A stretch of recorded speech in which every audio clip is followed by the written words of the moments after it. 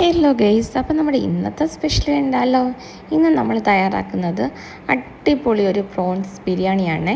അപ്പോൾ അതിൻ്റെ റെസിപ്പി ഒന്ന് നോക്കാം. ഫസ്റ്റ് തന്നെ 2 ടേബിൾ സ്പൂൺ ഗീ ഒഴിച്ചു കൊടുക്കുന്നുണ്ട്.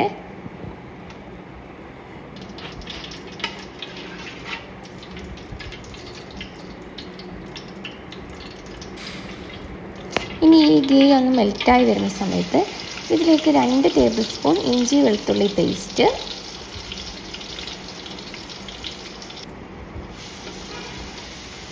അത് ജസ്റ്റ് ഒന്ന് ഫ്രൈ ആക്കി എടുക്കാം.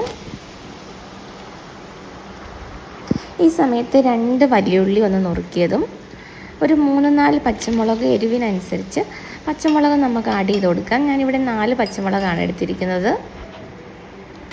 ഇനി ഇത് നന്നായിട്ട് നെയ്യിൽ കിടന്ന് നല്ല രീതിയിലൊന്ന് വഴണ്ട് വരണം.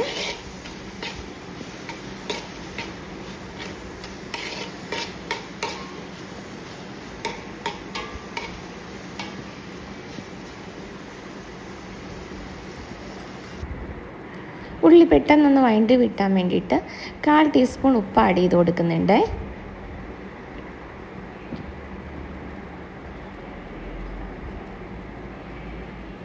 ഇനി നമുക്ക് ആവശ്യത്തിനുള്ള പൊടികൾ ആഡ് ചെയ്ത് കൊടുക്കാം. ഇനി ഇതിലേക്ക് 1/4 ടീസ്പൂൺ മഞ്ഞൾപ്പൊടി,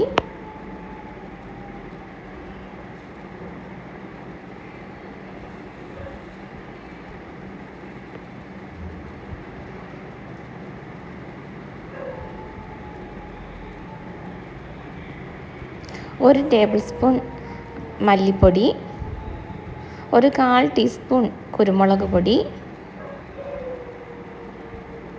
ഒരു 1/2 ടേബിൾ സ്പൂൺ നമ്മുടെ ഗരം മസാല പൊടിച്ചത് കൂടി ആഡ് ചെയ്ത് കൊടുക്കുന്നുണ്ട്. എന്നിട്ട് നന്നായിട്ടൊന്ന് മിക്സ് ചെയ്ത് കൊടുക്കുക. അതിൻ്റെ ആ പച്ചക്കുത്തൊന്ന് മാറിയതിന് ശേഷം നമ്മൾ ഇതിലേക്ക് ആവശ്യമായ പ്രോൺസ് ആഡ് ചെയ്ത് കൊടുക്കുന്നതാണ്.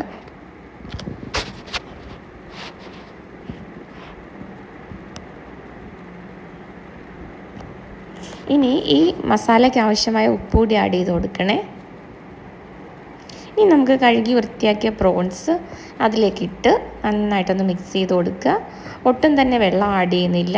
ഇനി മൂടി വെച്ച് ഇതൊന്ന് കുക്കായി വരുന്ന സമയത്ത് നമുക്കിതിലേക്ക് വേവിച്ച് വെച്ച ബസ്മതി റൈസ് ആഡ് ചെയ്ത് കൊടുക്കുക.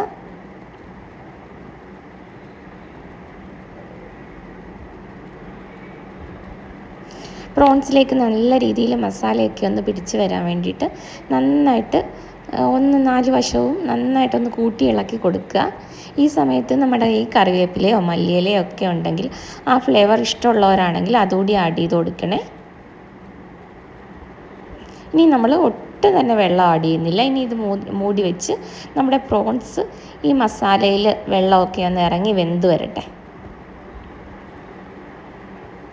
ഇടയ്ക്ക് ഒന്ന് ഓപ്പൺ ആക്കിയിട്ട് ഒന്ന് ഇളക്കി കൊടുക്കുക.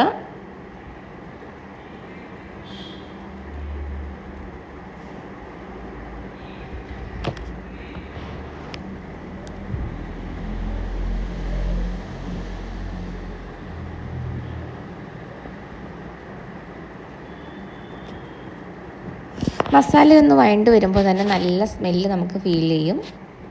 നമ്മൾ ഒട്ടും തന്നെ ഇതിനകത്ത് വെള്ളം ആഡ് ചെയ്തിട്ടില്ലേ.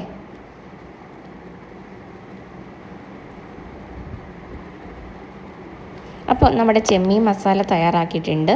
ഇനി ഇതിലേക്ക് നമുക്ക് റൈസ് ആഡ് ചെയ്ത് കൊടുക്കുക. ഒരു 1/4 വെന്ത ബസ്മതി റൈസാണ് ആഡ് ചെയ്യുന്നത്. അതിലേക്ക് ഗ്രാമ്പൂവും കറുവപ്പട്ട ഏലക്കയും 1/2 നാരങ്ങ നീരുകൂടി ചേർത്ത് വേവിച്ചെടുത്തതാണ്. ആവശ്യത്തിനുള്ള ഉപ്പ് കൂടി ആഡ് ചെയ്തിട്ടുണ്ടായിരുന്നു.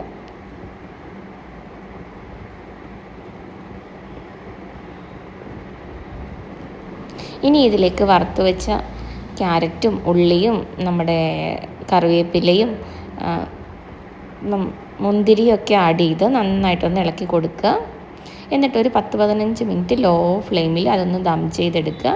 ലാസ്റ്റ് ഇതേപോലെ നമ്മൾ കഴിക്കുന്ന സമയത്ത് ഇതേപോലെ ഒന്ന് മിക്സ് ചെയ്തെടുത്ത് നമ്മുടെ റൈത്തയും പപ്പടവും എല്ലാം കൂട്ടി നമുക്കൊരു പിടി പിടിക്കാം. അപ്പോൾ റെസിപ്പി ഇഷ്ടമായ ചാനലൊന്ന് ഫോളോ ചെയ്യുക. ഇതേപോലെയുള്ള സിമ്പിളായിട്ടുള്ള വീഡിയോസും റെസിപ്പീസും ഒക്കെ ആയിട്ട് ഇനിയും കാണാം കേട്ടോ.